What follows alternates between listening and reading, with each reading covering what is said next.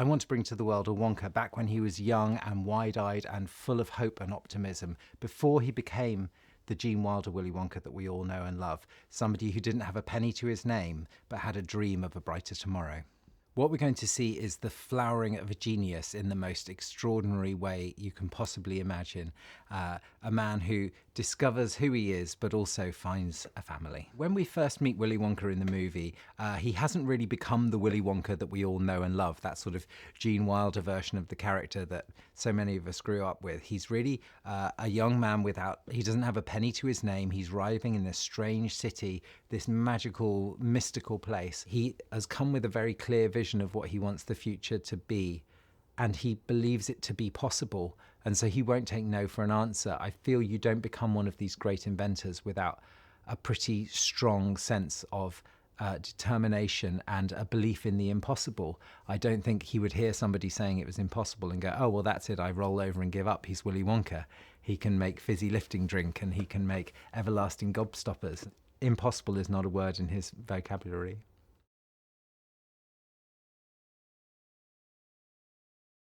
It wouldn't be a Willy Wonka movie without an Oompa Loompa, but I was interested in the idea of the Oompa Loompa following Willy rather than Willy tracking down the Oompa Loompas. So there was really only one person for the part, who was Hugh Grant, and I loved the idea that he was a huge fan of chocolate. We know the Oompa Loompas are huge fans of chocolate. Willy, of course, makes the best chocolate in the world, and so this Oompa Loompa is tracking Willy around the world for his chocolate, stealing it from him whenever he wants.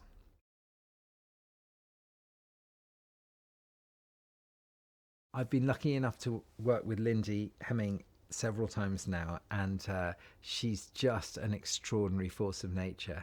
And she's done everything from Paddington to Batman, which have very, very little in common in many ways, apart from Lindy.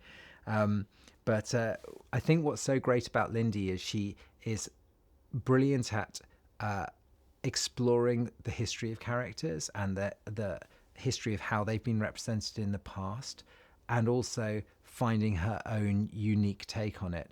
The work the costume department did was unbelievable.